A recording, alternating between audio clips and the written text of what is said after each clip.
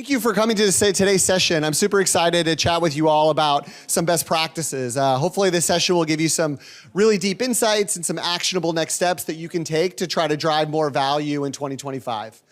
Before I jump in, I'll give you a little bit of context about myself, just so you can understand a little bit more about me. Maybe uniquely to some of you here, I actually didn't start my career in marketing. I actually spent 5 years working as a strategy consultant. But during that time, it really influenced a lot of how I think about marketing and think about, what help me understand what I'm passionate about. So during the time that I was there, we spent a lot of time working with traditional media companies who were being disrupted by new media technology. And so I was able to see firsthand the power that applications can have. And so that really kind of spiked my interest of wanting to work in tech. Additionally, as a consultant, a lot of my work was really centered around analytics and being data-driven. And as marketers, I think we all realize that's a core component of our day-to-day jobs and really a requirement for us to be successful. So I knew I wanted to work in somewhere where I could have the opportunity to use data to drive decisions. And then lastly, as a consultant, a lot of times you're having to develop stories to convince people that, this is the right approach or the right tact that they should be taking. So I knew I wanted storytelling to be a part of who around my profession and what I'm focused on. And so that really kind of what led me into technology, marketing, leadership. And so I've been in the tech space for over 15 years now. I've worked at companies big and small. So I started my career actually at Microsoft. I worked up in Redmond, focused on the Office 365 product. So it was a great chance for me to learn how to market and sell a SaaS solution. I learned what marketing looked like at scale. And I also kind of realized I'm not a big company guy. So I decided to try out the startup world and joined a little startup at the time called Dropbox. So I was the second product marketer there. Marketing team was about 11 people. And then over the course of 4.5 years, that team ballooned into, well over 100 people. And I had a chance to work on the IPO. So I kind of got the bug and realized I really like this kind of high growth phase of company maturity. And so that's where I wanted to focus. And so I've been at a handful of startups since then. But most recently, I currently work as the CMO at Customer.io. For those that don't know, Customer.io is a customer engagement platform. We're an AI-driven platform that's really designed to help you create customer journeys that engage and convert. And the way that we do that is through helping around the orchestration and automation of those messages across all the channels that you use. So whether that's SMS, email, in-app, push, etc., we can help facilitate all of that. And today we have a little over, I think this number now is probably 7,800, but we have close to 8,000 brands that currently use our platform. Some of them you might have heard of are Mixpanel, Angie, Buffer, just to kind of name a few. But the reason why I flagged this is to say that the information that we're going to discuss today is based upon a lot of what we've seen in our own data. So this isn't just Jason's point of view, but this is actually grounded in what successful customers are delivering, where they're delivering value. And so I'm excited to share a lot of those insights, and hopefully we can provide some practical applications of these insights that you can go back and take as you think about the role that you want to play with your application. So this is not supposed to be a presentation. This is supposed to be, a practical discussion and application. So I'll try to weave in a few questions kind of here or there. But maybe we start with a really simple question of how many of you are 100% confident that you've nailed your strategy and you're going to achieve all your goals this year? All right, that's what I thought. So most of us are having some question, some concern as it relates to our kind of marketing strategy this year. Is there anybody brave enough to maybe highlight some of the challenges that they're facing as they kind of think about, where they maybe had some friction this year? Anyone? I know one that I've had a lot with, which is just around how can I target the right people and making sure that I'm not having a bunch of wasted reach on some of the aspects of my broader marketing strategy. I know that's one that I felt personally. I think another one that's kind of come up is how do I stand out amongst all the noise that is out there? I think that's another one that maybe people are feeling. Two, how can I use AI to potentially help me be more efficient? We'll talk a little bit about how some ways in which you can do that. Those are a few I think that are kind of top of mind here. So a lot of these problems and others that you're probably facing are part of the reason why Customer O was started about 13 years ago. Our mission is to transform the way that companies communicate with customers. And so we're really passionate about a lot of the themes and concepts that we're going to discuss here. And so my goal here is to leave you with some really tangible insights that you can take back to your day-to-day job. And the way that I thought we could set up the conversation is by using a simple adage that I'm sure a lot of you have heard before. So a lot of people have described marketing as how do I land the right message at the right time with the right audience. I think that I probably heard this first in my intro to marketing class when I was at university decades ago. And so probably a lot of you are familiar with this.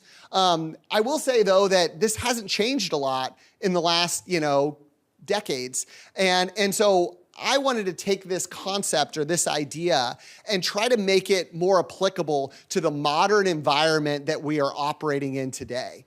And so let's break this down into what I think are some key themes that are really, really important for delivering impact in 2025. So first, when you hear right message, I want you to actually think personalization. There was a survey done by Dynata where they found that 84% of customers are more likely to purchase from a company that offers a personalized experience. And this was actually validated in some additional research that we did from Customer I/O. Every year we release a state of messaging report, and it's a mix of trends that we're seeing on our platform with a survey that we sent out to over 500 marketing executives to get their feedback on what's working and what's not working. And in this survey, we asked a bit about personalization, and 90% of brands from that survey said that personalization creates more meaningful relationships. So the reason why customers want to transact, they want to commit to you, it's because you've built that trust with them, and personalization is a great way to do that. So if you want to deliver impact in 2025, you need to build that trust, and personalization can be the way to do that. And in the survey, that's why we actually also found that 42% of brands are actually increasing their investment into personalization. So that's going to be a common theme that we're going to talk about today, but personalization is going to be core to your success in 2025. Next, when you think about right time, I want you to think about omnichannel or multi-channel. There was a survey done by Salesforce where 71% of customers actually prefer different channels of communication based upon the context of the message.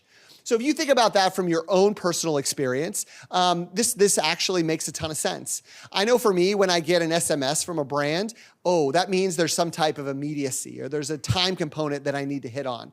Versus if I get an email from them, it's probably something that might be more informational or more broad-based because, again, email is something that offers a better format for you to do some of that storytelling. And then lastly, you might think about in-app messaging or push notifications. That's all really designed to help edge you towards re-engaging in the application because there's something important there that you need to see. So I think conceptually this makes a lot of sense for folks. But the real key here is that when you implement it, it actually produces more ROI.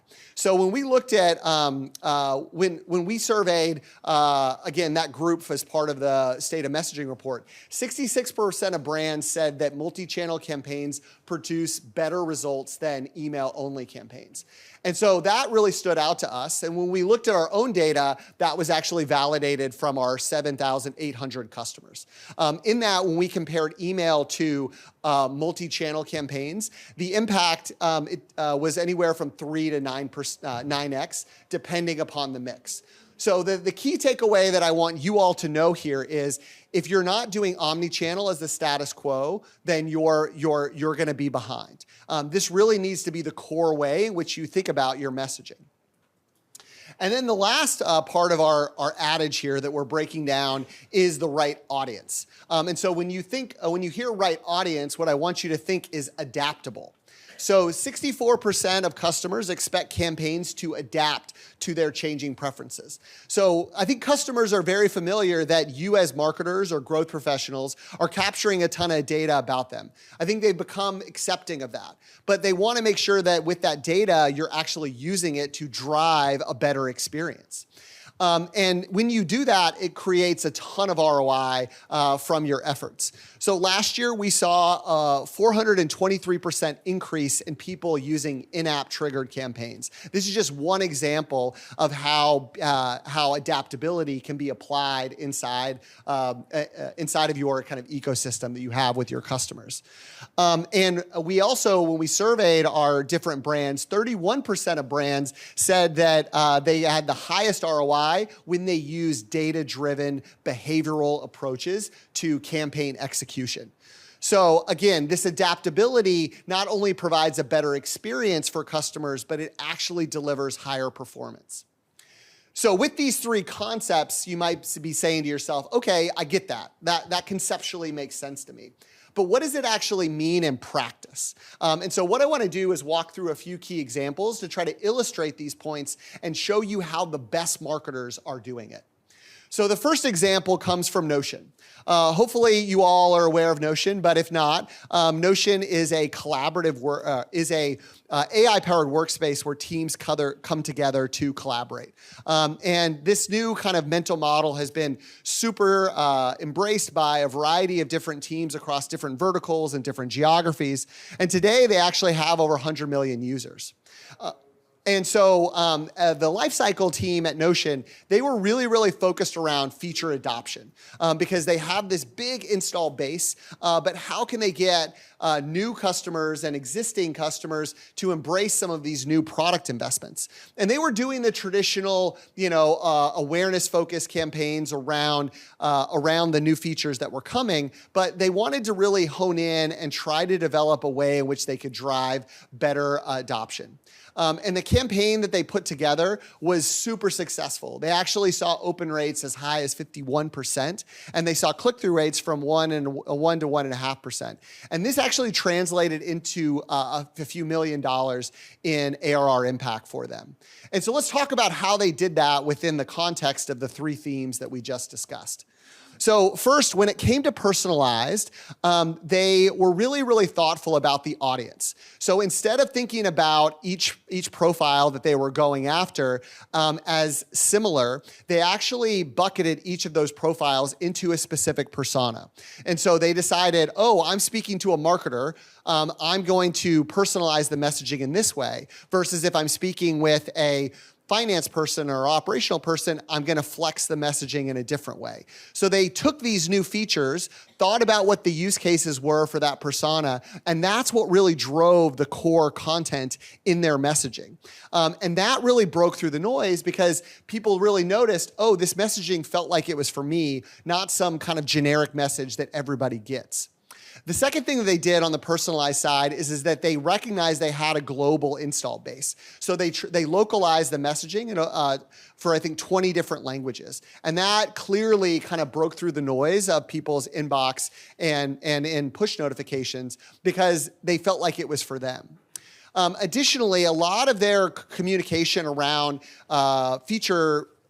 new features centered around email. But once they layered in-app as a part of this, they saw a jump in their click-through rates and in their conversion. So validating that the omnichannel approach works really well.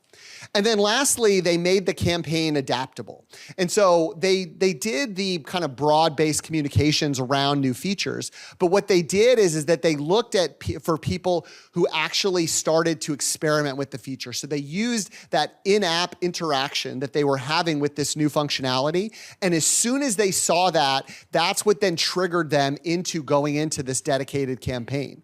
And so when the user was actually getting those messages, they recognized, oh, I was just experimenting with this. Now I have more understanding, more education to learn about how to maximize that feature adoption.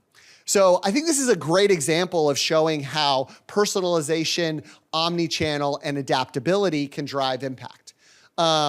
So there's another one I want to talk about that I think is really interesting, and this one comes from Les Mills. For those that don't know who Les Mills is, they're a global fitness brand, and they offer two different types of products. So they have this in-person product, just like your kind of local gym where you can go in, you can use their equipment, you can take classes. But they also have the Plus product, which is a virtual product. So it's an application that you can go in and you can do these classes, in your own home using your own equipment.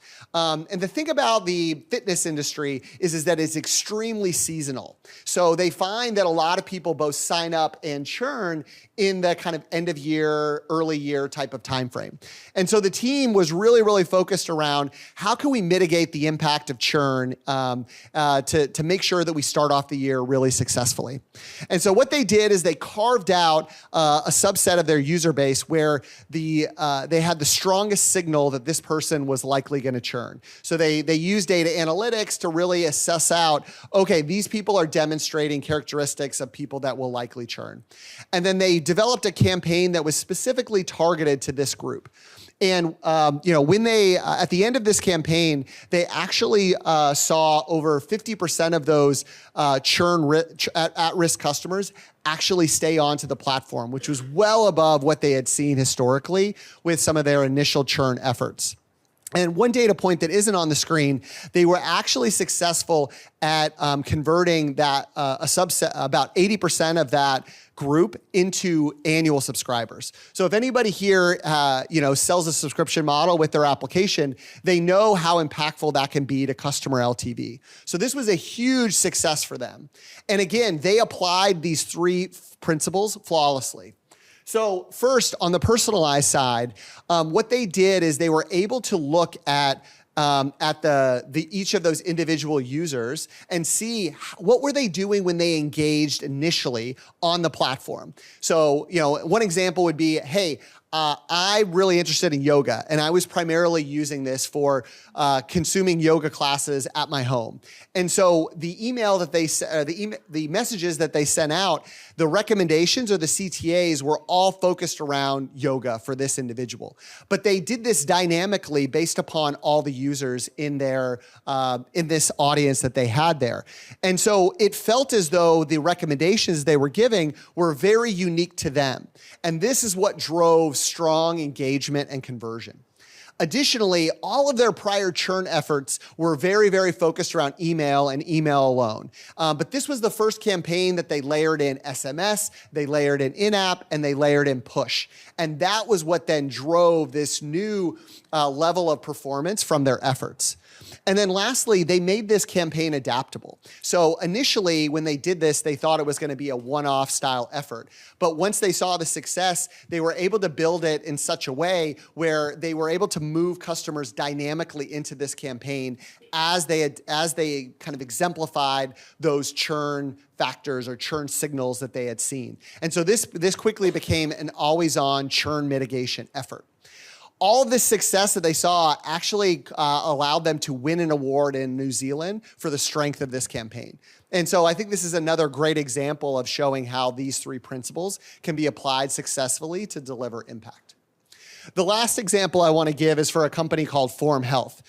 Form Health is a telemedicine company that's really focused on helping people who have weight loss goals. And so they're able to build, they have virtual doctors that can work through your kind of needs. They have very dedicated and targeted messaging and resources that they provide. And so they wanted to work specifically with leads that had shown a lot of intent but hadn't converted. So again, I think that's a common use case that a lot of folks here probably feel. But also they're in the healthcare space. And so you might be thinking, well, how could they apply these principles given some of the privacy concerns or issues that healthcare companies have to overcome? But they did an amazing job of thinking about this from a first principles perspective. And they were able to generate 60% open rates, and they saw a 5% increase in their conversion rate into paid accounts. And they did this through implementing personalized, multi-channel, and adaptable campaigns. So on the personalized side, they did a really amazing job by actually mapping out their user journey. And then they broke that journey into 4 distinct buckets. I think it was an initial engagement bucket, there was a retargeting bucket, there was an onboarding bucket, and then there was a after first appointment bucket. And then they were able to kind of look at what are the needs in each of those buckets. And then they built personalized messaging that spoke to the pain points that leads were feeling in each of those stages. Additionally, once they developed all of the messaging for each of those stages, they then looked and decided which channel is the best way to deliver this message. And they found out that there was a strong mix of SMS, push, email, and in-app. And so it was a very omnichannel approach that they took. And then lastly, they made it adaptable. So they were able to monitor based upon the actions that these users took. They were able to move them in between these 4 buckets dynamically. And so the messaging always was fresh, and it was always aligned with where they were in their maturity. And as a result, they were able to deliver, as I mentioned, huge improvements in their overall paid conversion. So as we take a step back here, hopefully you can now see, okay, these themes make sense, and when applied, they can deliver a ton of value. But I want you to think a little bit about your business. What do you think is maybe your biggest challenge when it comes to personalization, for instance? Any brave souls want to talk about some of the challenges there? Yes, please. Just like personalized messaging fatigue. You tend to see if you like we saw in some of your examples, hey, so-and-so insert name here, people see a lot of that, and we're definitely feeling that, lower open rates when we go with heavy personalization. That's right. And I think that too, I think a key you called out, right, is that there's basic personalization, and then there is this kind of good, better, best type of approach. And again, I think that in a lot of these examples, because I've seen all of these campaigns, a lot of it really centered in, the kind of core copy or the CTAs, where it then doesn't feel over the top, I guess, is kind of one way to think about that. So I think that's a really, really good flag. Do you have the right systems and tools necessary to do that level of kind of sophistication there? How do we think about, omnichannel? Is anybody struggling at all with, the integration of different channels, or is that a common theme that people feel, and kind of where's the pain there? I know for me personally, there's, before I was at Customer I/O, a lot of times you might have point solutions that do one channel really well. But I think the key and the evolution that you're seeing in the marketing automation space is that people are actually moving towards a single platform that can support all of these in an integrated fashion. Because I think you have to see how it all kind of works together, and two, so that you can assess relative performance across those different channels from a broader campaign perspective. And so I think that's where this kind of evolution and move towards a more ubiquitous and more omni-channel platform is going to be really important for you. And then the last one is just around, your ability to target the right audience. I know this was something that I mentioned where, do I have the right data to really carve out the audience in a way that makes sense? I think that, one area that is always top of mind for me is how can I leverage my first party data in the best way? Because I think here, especially in Europe, right, you have GDPR, you have a lot of constraints around how you can use user data, especially third party data. And I think that there's this shift that I'm seeing where first party data is becoming increasingly important. One, because you can use it. Two, that you can trust it. And three, it's something that's unique to you, so that you can have some type of competitive differentiation over the other applications that might be in your space. So I think this one is a really kind of interesting play here, and something that is something you should be kind of thinking about that could be a big pain point for you. So we've talked a little bit about the themes. We've talked about how others have applied those themes. I think what I want to leave you with now is what is a framework that you can start to think about around where you can apply those themes in your campaigns. So hopefully this is a little bit, kind of gets into the weeds a little bit, but it helps you kind of, I think, conceptualize how you want to go and take some of these insights and actions. So, This is a framework that we use a lot at Customer I/O, and it's also just really helpful for our customers to kind of understand how these different pieces or aspects come together. But if you take a step back as a marketer, as a growth professional, campaign development at its core has a lot of similarities. So I just looked at some of the name tags of folks here. You operate in different verticals, different size of companies, different audiences. It kind of doesn't really matter. Like this framework that I'm going to walk through right here is super applicable to what you're trying to do. Because I think in the end, what you want to do is create a process where you are able to deliver these personalized moments that engage and convert. The other thing you'll notice here is that we have this kind of visualization. This framework is like a flywheel. The more times that you complete it, the better that each subsequent version of your campaign gets better. And so that's I think a core takeaway that I want to try to land with you before we get into the nuts and bolts of how it gets applied. So the first step in this framework, you need to make sure you're bringing all your customer data together to get a complete view of your customer. Because in the end, we talked a lot about how data can drive that adaptability, how it can drive that personalization. And so if you don't have access to that data, you're going to really struggle to deliver on those themes.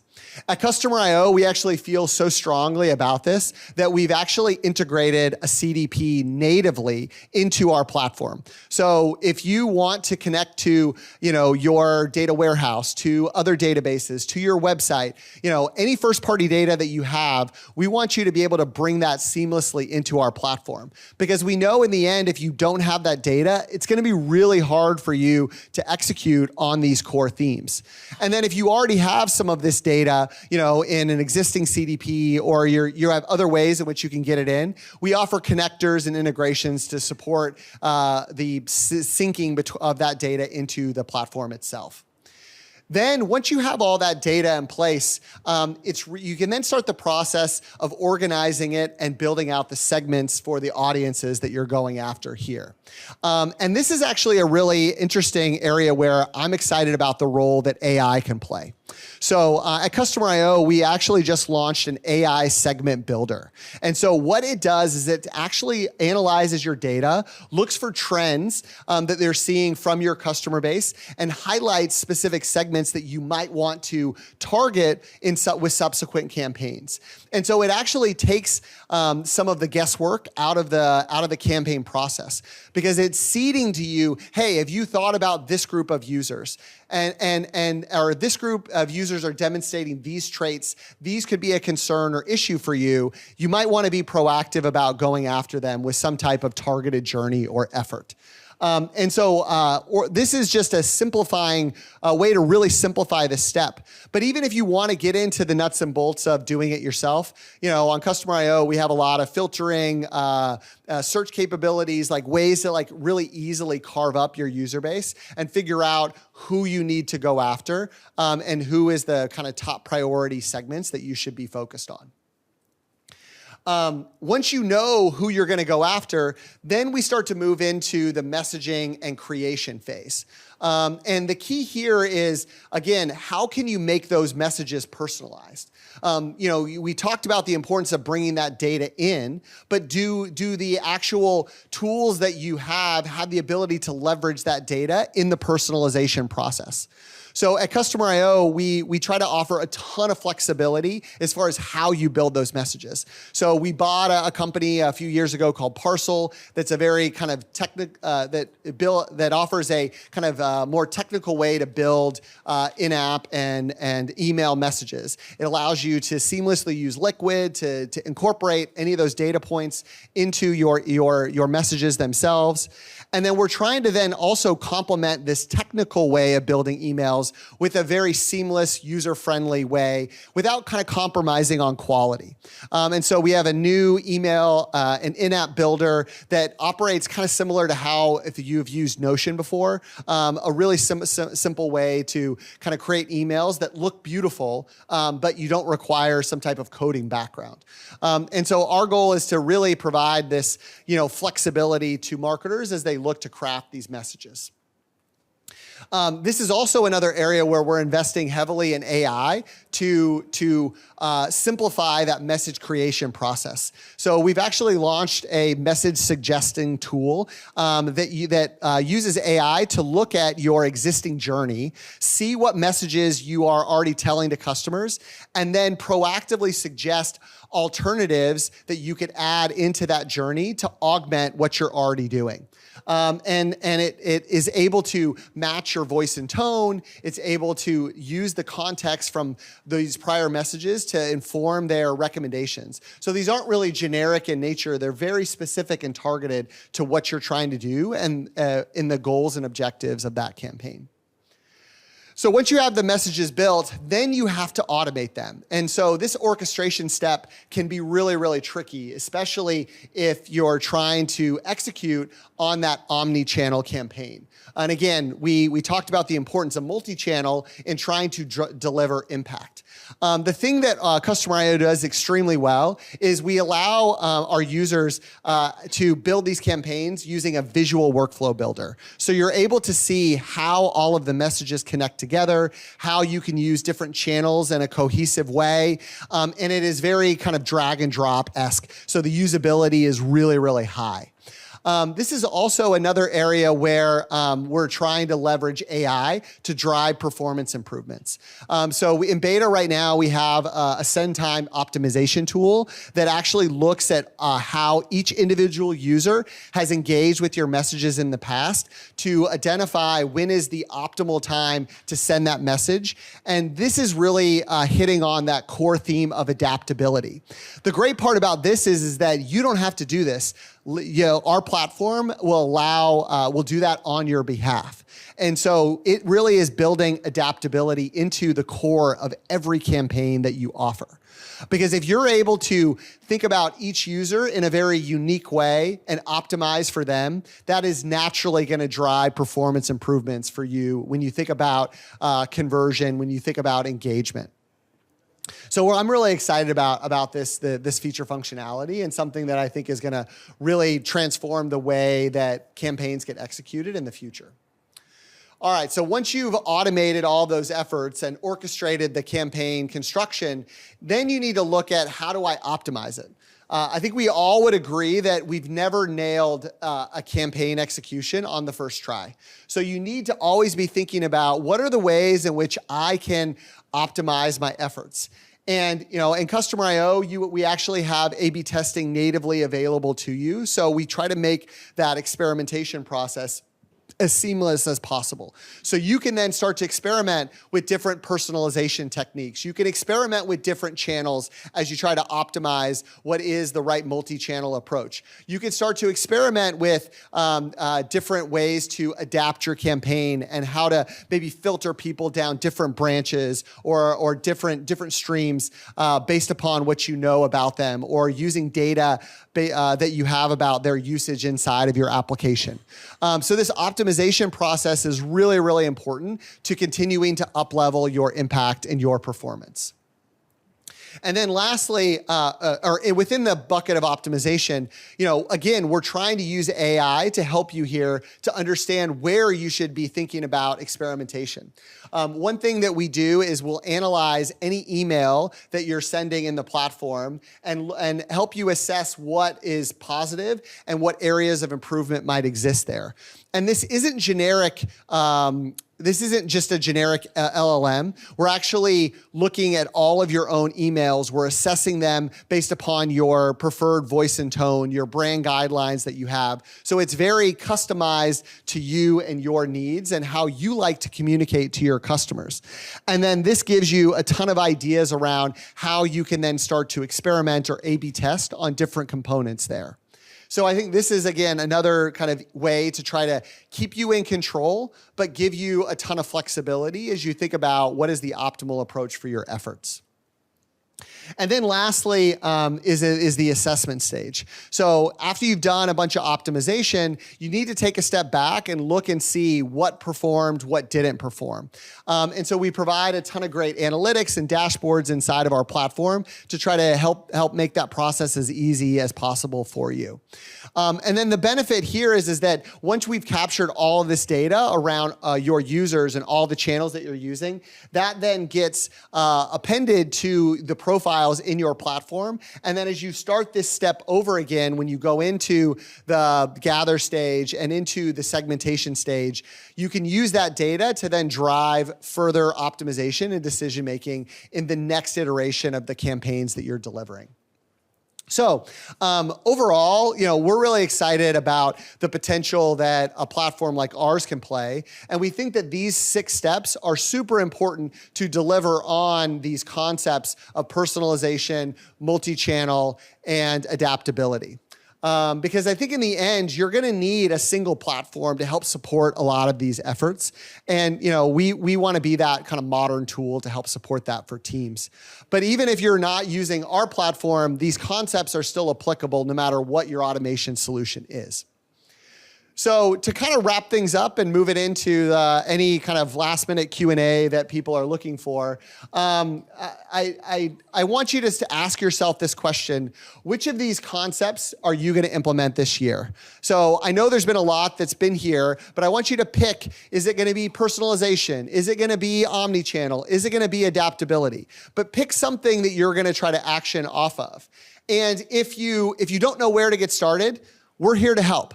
So, we can help talk through some of your campaign efforts and figure out where there's upside that exists. You can come to our booth. We're in stand number 1 upstairs. We'll have a ton of people here to help you kind of talk through some of those components. Also, too, if you're still just trying to learn more, we recently, that state of messaging report that that I referenced earlier, that's free. You can download that here using the QR code, and that will, again, reinforce some of the core themes that we had discussed.